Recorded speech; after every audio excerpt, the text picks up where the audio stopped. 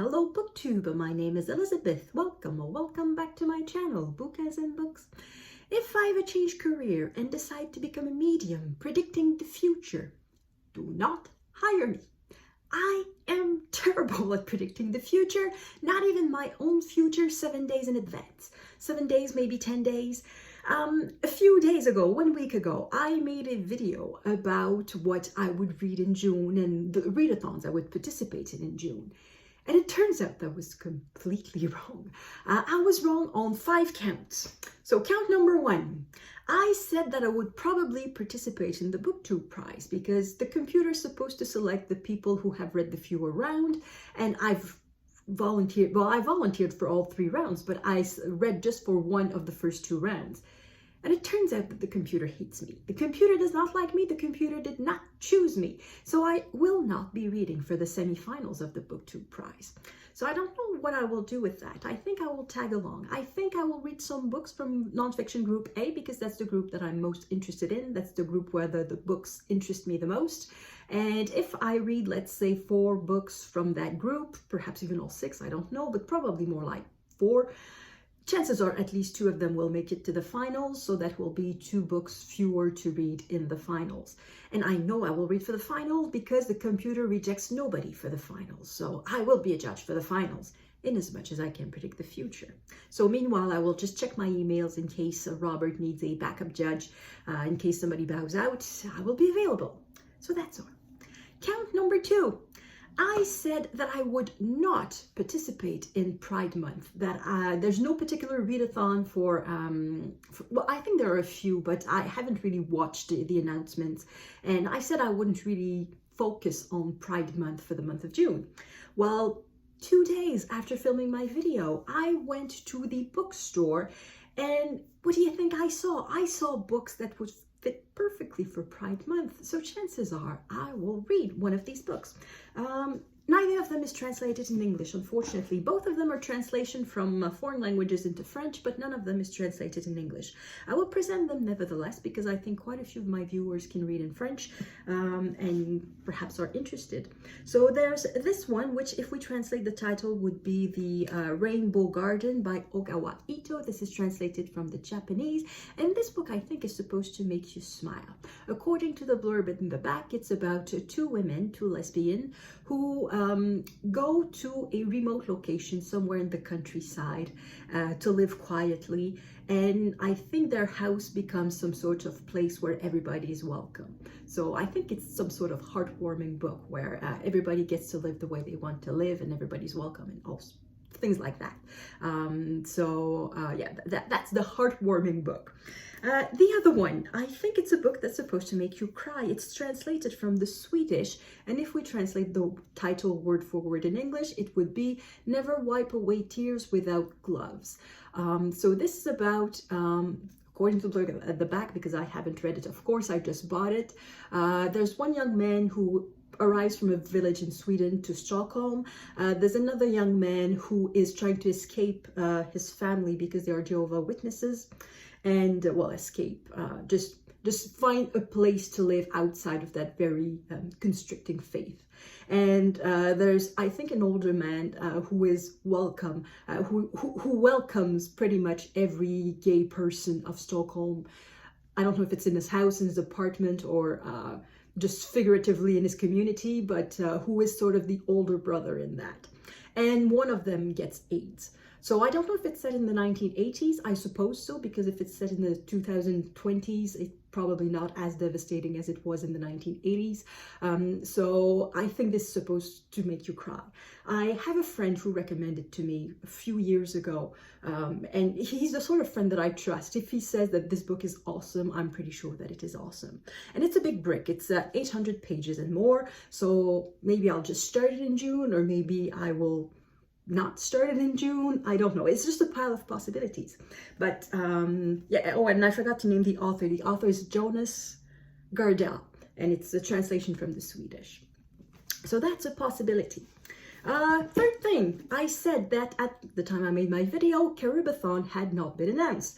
It's a fact. It was not announced then. It has now been announced. It's a readathon where you are invited to read books by authors from the Caribbean, either born in the Caribbean or from parents born in the Caribbean, or Caribbean culture or things like that. It is just for 10 days. I don't care much for the dates. For me, it's going to be the whole month of June. And what I plan to read will be Love, Anger, Madness by Marie Vieux-Chauvet. This is a book about Haiti, and it's supposed to be about the dictatorship in Haiti. I think it's a trilogy. It's 3 books into one. I think they were all published individually originally, but now it's just one big book. So that would be my plan for the month for Caribathon. Okay. Next, I said, fourth count, I said that I would participate in June on the Range.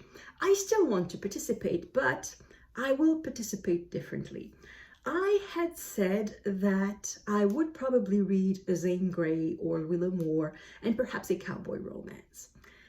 I tried. I went on Scribd and I looked for Westerns and I read the blurbs, the summaries of various Westerns, and I just couldn't get into it. I was a bit... the word is quite strong, but I was a bit repelled by what I saw. I think it's because of all the mass shootings in the United States. I have a hard time having fun reading about gun culture, because when you think about it, the Western era is the glorification of gun culture. It's guns solving every problem, and yeah, at the moment, it's very difficult to read about that. So I figured, okay, let's never mind the classic Western, because I probably will not be able just to put aside mentally all the things that I do not agree with and just enjoy the story. So I thought, okay, well then I'll read a cowboy romance then. I've never read one, so I guess I'm going to try one. So I went to the library and I borrowed some that sounded interesting. So the one that I borrowed was A Worthy Man by Leigh Greenwood. And it says at the back, Jefferson Randolph came back from war a changed man. Before, he was one of the 7 infamous Randolph boys, raising hell across the country. Now broken and bitter, he spends his days buried in work and his nights struggling to remember, not to remember everything he survived and everyone he left behind, and blah, blah, blah. Then it's the love story. So I started and I read the first 2 pages. And first I saw the word Texas. And of course, because of the shooting, that's again something that I don't read.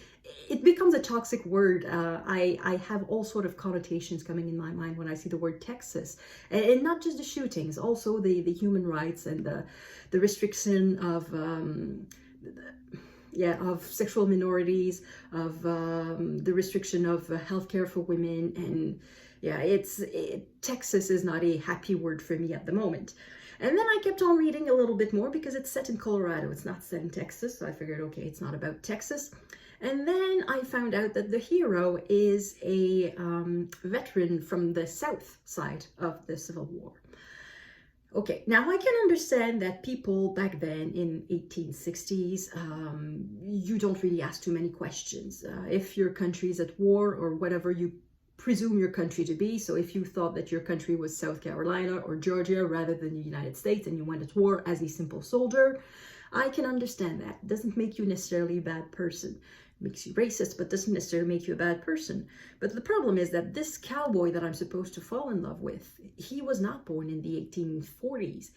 He was born like 5 years ago he was created by the author like 5 years ago.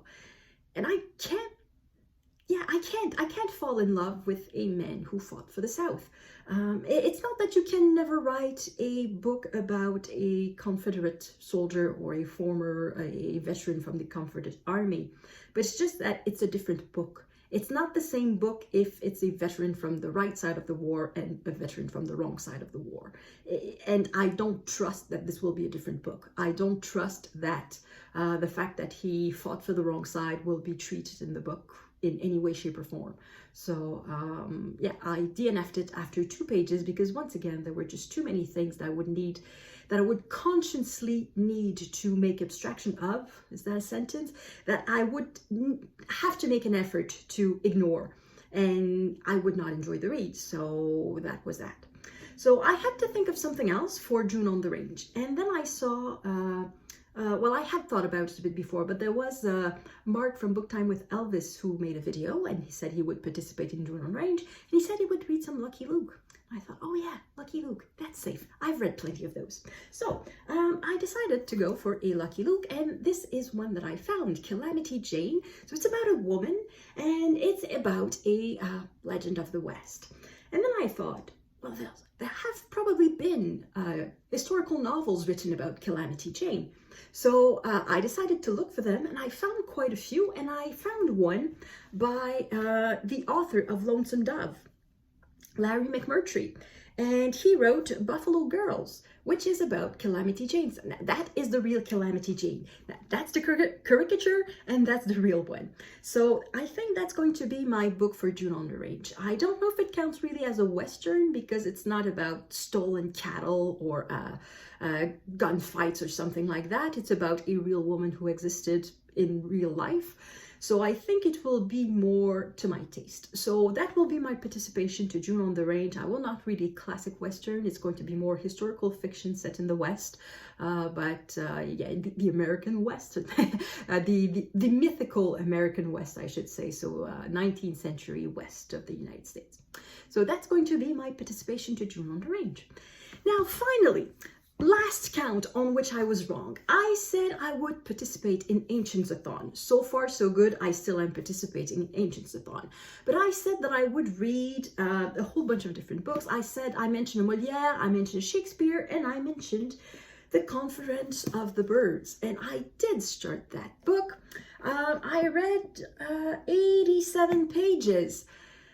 And I don't like it. I don't like it at all. It's very, very, very religious. Way too much for me. I understood that there would be some religious aspect to it, but I thought it would be more like figuratively, that it would be about birds going on a mission to find something, and that you could read it at the second degree that it would be religious, but the first degree would be more like nature or lyrical poetry or something like that. But no, the first degree is very, very, very religious. The entire prologue, which is basically what I've read, plus a few pages of the next chapter, which is about the birds themselves. And the prologue is only about religion. It's just a praise of God. It's about the creation of God. There are tons of allusion to the Quran. It's just pure religion, and I'm just not interested in that. I am not enjoying it at all. So I decide not to continue. So yeah, this is the library book. I'm bringing it back today, and yeah, I'm going to have to find something else. And oh, I already found the something else that I want to read, and that something else will be the Aeneid by Virgil. I already have a bookmark in there, but it's like at page 4 of the introduction, and I have a second bookmark at the end that will be for the notes. So it's this type of book that I read with 2 bookmarks, one at the beginning to mark the place where I am, and one at the end for the end notes and the explanations. So that will be my main project for Ancientsathon, more than the couple of plays by Molière and Shakespeare that I said I wanted to read. That will be my main read, and I think I will be much more satisfied. So this one I bought, so it's not just a library book. So if I don't like it, I'll force myself to read it anyway. But I think I'm going to like it because I like the Iliad and the Odyssey so much. So I know this is Virgil. This is translated from the Latin. It's not the same as Homer, but it's in the same vein. It's not going to be a religious poem about the glory of God. There's going to be an adventure in there. So I think I'm going to like that. So these are the plans for June, I think, perhaps, maybe. So far, that's how it looks like.